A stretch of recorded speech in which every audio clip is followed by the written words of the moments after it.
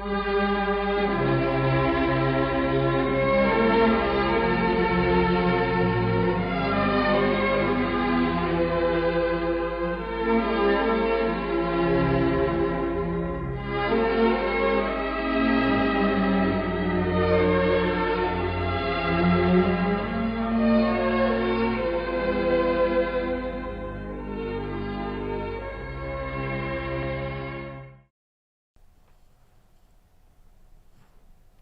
្ញុំម្ចាស់សូមលំអរកាយក្រាបថ្វាយបង្គំព្រះករុណាព្រះបាទសម្ដេចព្រះបរមនាថនរោត្តមសីហមុនីព្រះមហាក្សត្រនៃព្រះរាជាណាចក្រកម្ពុជា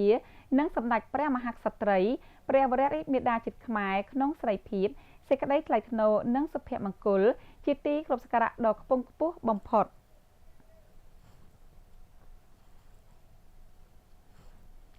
ខ្ញុំម្ចាស់នាងខ្ញុំសូមក្រាបថ្វាយបង្គំនិងសូមគោរពជំរាបសួរសម្ដេចអ្នកអង្គម្ចាស់ស្ត្រីទ្រង់ឯកឧត្តមលោកជំទាវលោកស្រីអ្នកនាងកញ្ញាទាំងក្នុងនិងក្រៅប្រទេសទាំងអស់ជាទីគោរពនិងជាទីមេត្រីជាបន្តទៅទៀតនេះខ្ញុំម្ចាស់នាងខ្ញុំសូមលំអរកាយក្រាបថ្វាយបង្គំស្ដេចយើងទតនិងទស្សនាព័ត៌មានព្រះករុណាព្រះមហាក្សត្រនៃព្រះរាជាណាចក្រកម្ពុជាដែលមានព្រះរាជកម្មភាពជាបន្តបន្ទាប់ដូចតទៅព្រះករុណាជាអង្គម្ចាស់ជីវិតលើត្បូងព្រះបាទសម្ដេចព្រះបរមនាថព្រះមហាក្សត្រនៃព្រះរាជាណាចក្រកម្ពុជាជាទីគោរពសក្ការៈដ៏ខ្ពង់ខ្ពស់បំផុតព្រះអង្គបានសពព្រះរាជហឫទ័យប្រោសព្រះរាជទានឯកឧត្តម Stephen Pang ឯកអគ្គរដ្ឋទូតវិសាមញ្ញនិងពេញសមត្ថភាពរបស់សាធារណរដ្ឋសង្ហបុរីប្រចាំព្រះរាជាណាចក្រកម្ពុជានិងលោកជំទាវព្រមទាំងសហការីអញ្ជើញចូលក្រាបថ្វាយបង្គំគាល់សម្ដែងការគួរសមនៅព្រះមហាប្រាសាទ Cameron ក្នុងព្រះបរមរាជវាំងវេលាម៉ោង 10 ព្រឹកថ្ងៃទី 3 ខែសីហា ឆ្នាំ 2026 ក្នុងឱកាសដែលឯកឧត្តមឯកអគ្គរដ្ឋទូតសង្ហបុរីទើបនឹងបានមកបំពេញបេសកកម្មការទូតនៅព្រះរាជាណាចក្រកម្ពុជាដោយបានជូនសារតាំងសម្ដេចអគ្គមហាសេនាបតីតេជោហ៊ុនសែនប្រមុខរដ្ឋស្ដីទីនៃព្រះរាជាណាចក្រកម្ពុជាកាលពីថ្ងៃទី 2 ខែមេសា ឆ្នាំ 2026 កន្លងទៅនោះស្របពេលដែលព្រះករុណាជាអង្គម្ចាស់ជីវិតលើត្បូងព្រះមហាក្សត្រនៃព្រះរាជាណាចក្រកម្ពុជាជាទីគោរពសក្ការៈដ៏ខ្ពង់ខ្ពស់បំផុតព្រះអង្គកំពុងគង់សម្រាកពិនិត្យព្យាបាលព្រះរាជសុខភាពនៅរដ្ឋធានីប៉េកាំងនៃសាធារណរដ្ឋប្រជាមានិតចិន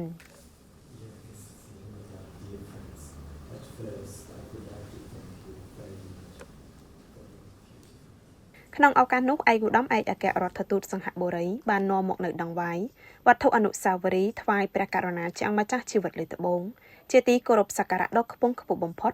មានជារូបគំនូរដ៏ល្អវិចិត្រដែលមានអត្ថន័យដ៏ជ្រាលជ្រៅគូសដោយវិចិត្រករដ៏ល្បីល្បាញរបស់ប្រជាជាតិសង្ហបុរីនិងរូបគំនូរផ្កាអ័រគីដេមិត្តភាពដ៏ស្រស់ស្អាតចំនួន 2 ផ្ទាំង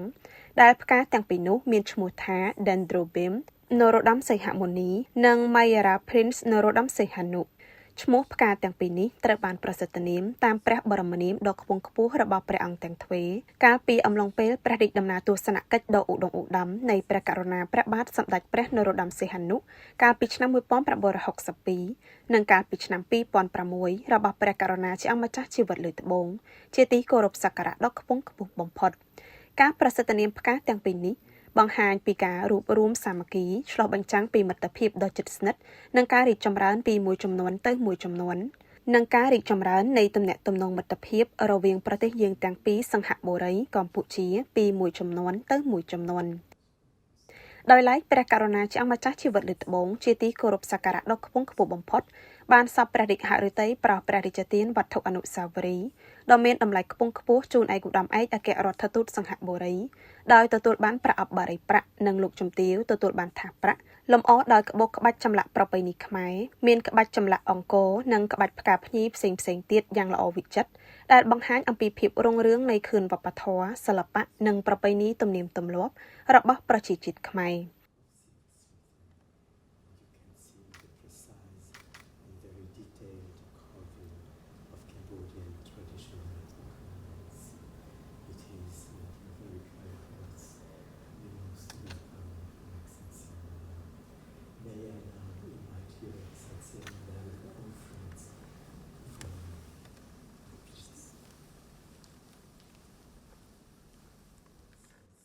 ឯកឧត្តមឯកអគ្គរដ្ឋទូតសង្ហបុរីបានថ្លែងអំណរព្រះរាជគុណដ៏ជ្រាលជ្រៅថ្វាយព្រះករុណាជាអង្គម្ចាស់ជីវិតលើត្បូង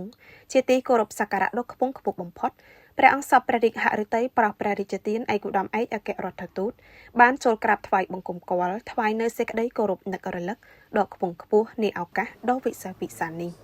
ឯកឧត្តមឯកអគ្គរដ្ឋទូតសង្ហបុរីបានថ្វាយនៅមនោសញ្ចេតនារំភើបរីករាយដោយឯកឧត្តមបានអញ្ជើញមកបំពេញភារកិច្ចការទូតនៅព្រះរាជាណាចក្រកម្ពុជាជាប្រទេសមួយជាមិត្តដ៏ល្អប្រសើររបស់ប្រទេសនិងប្រជាជនសង្ហបុរីឯកឧត្តមឯកអគ្គរដ្ឋទូតបានទូលថ្វាយនៅសេចក្តីខិតខំប្រឹងប្រែងរបស់ឯកឧត្តមនៅក្នុងអាណត្តិនៃការបំពេញបេសកកម្មការទូតនៅព្រះរាជាណាចក្រកម្ពុជាឲ្យសម្រេចទទួលបានលទ្ធផលយ៉ាងល្អប្រសើរដើម្បីជំរុញឲ្យទំនាក់ទំនងមិត្តភាពនិងកិច្ចសហប្រតិបត្តិការលើគ្រប់វិស័យដ៏ល្អវិសេសវិសាលរវាងប្រជាជាតិនៃប្រទេសយើងទាំងពីរសង្ហបុរីកម្ពុជាឲ្យកាន់តែទទួលបាននូវភាពរីកចម្រើនរឹងមាំនិងស្និទ្ធស្នាលថែមទៀតក្នុងឱកាសដ៏វិសេសវិសាលនេះឯកឧត្តមឯកអគ្គរដ្ឋទូតសង្ហបុរីបានថ្វាយព្រះសព្វសាធុការពរដ៏មហាបវរថ្វាយព្រះករុណាជាអង្គម្ចាស់ជីវិតលើត្បូងជាទីគោរពសក្ការៈដ៏ខ្ពង់ខ្ពស់បំផុតសូមព្រះអង្គបានប្រកបតែនឹងសិរីសួស្តីជ័យមង្គលព្រះបរមសុខគ្រប់ប្រការព្រះរាជសុខុមាលភាពដ៏ល្អបរិបូរណ៍និងមានព្រះជន្មយឺនយូរជាង100ព្រះវស្សាដើម្បីគង់ប្រថាប់នៅជាម្លប់ដ៏ត្រជាក់ត្រជុំសុខដុមរមនាដល់ជនរួមជាតិជាបងប្អូនកូនចៅរបស់ព្រះអង្គជាដរាបតរៀងទៅមានព្រះរាជអង្គការប្រោះព្រះរាជទាននៅការសំណេះសំណាលក្នុងឱកាសនោះព្រះករុណាជាអង្គម្ចាស់ជីវិតលើត្បូងជាទីគោរពសក្ការៈដ៏ខ្ពង់ខ្ពស់បំផុតបានសពព្រះរាជហឫទ័យចូលរួមអបអរស្វាគមន៍យ៉ាងកក់ក្ដៅចំពោះឯកឧត្តមឯកអគ្គរដ្ឋទូតសង្ហបុរីដែលបានអញ្ជើញមកបំពេញបេសកកម្មការទូតនៅព្រះរាជាណាចក្រកម្ពុជាព្រមទាំងបានចូលក្រាបថ្វាយបង្គំគាល់ព្រះអង្គក្នុងឱកាសដ៏ថ្លៃថ្លានេះព្រះករុណាជាអង្គម្ចាស់ជីវិតលើត្បូងជាទីគោរពសក្ការៈដ៏ខ្ពង់ខ្ពស់បំផុតបានសពព្រះរាជហឫទ័យប្រោះព្រះរាជទានពរជ័យសិរីមង្គលជូនឯកឧត្តមឯកអគ្គរដ្ឋទូតសង្ហបុរីសូមបានប្រកបនូវសុខភាពល្អអាយុយឺនយូរនិងទទួលបានជោគជ័យក្នុងការបំពេញបេសកកម្មការទូតដ៏វិសេសវិសាលរបស់ឯកឧត្តមនៅព្រះរាជាណាចក្រកម្ពុជាព្រះករុណាជាអង្គម្ចាស់ជីវិតលើត្បូងមានព្រះរាជអង្គការប្រកបដោយព្រះរាជហឫទ័យបេតិសម្មនក្រៃលែងចំពោះភាពរីកចម្រើននៃទំនាក់ទំនងសាមគ្គីភាពរវាងប្រជាជាតិនៃប្រទេសយើងទាំងពីរកម្ពុជាសង្ហបុរីដែលមានជាយូរលង់ណាស់មកហើយជាពិសេសទំនាក់ទំនងសាមគ្គីភាពរវាងប្រទេសយើងទាំងពីរមានលក្ខណៈល្អវិសេសវិសាល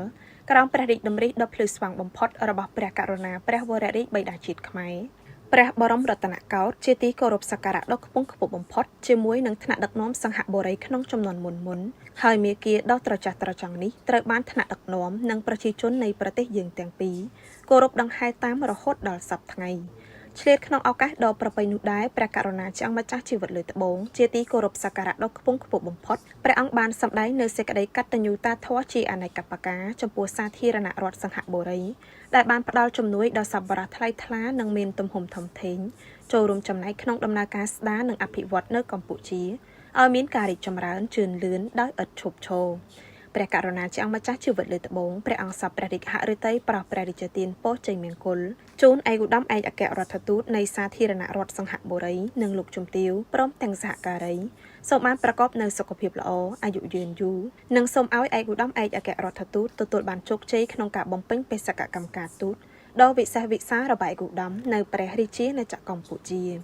តាមរយៈនៃវត្តមានឯកឧត្តមឯកអគ្គរដ្ឋទូតព្រះករុណាជាអង្គម្ចាស់ជីវិតលើត្បូង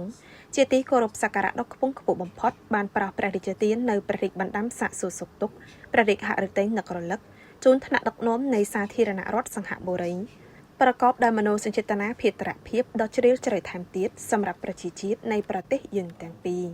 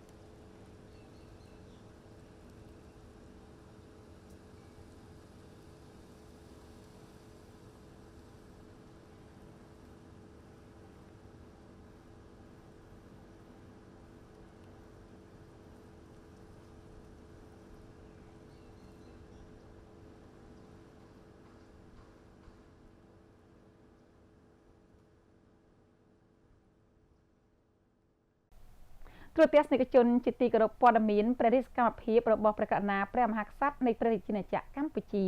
ដែលស្ដេចយើងទតនឹងទស្សនានៅពេលនេះសូមបញ្ចប់តែប៉ុណ្ណេះខ្ញុំម្ចាស់នាងខ្ញុំសូមលំអរកាយក្រាបថ្វាយបង្គំលានិងសូមគោរពជម្រាបលា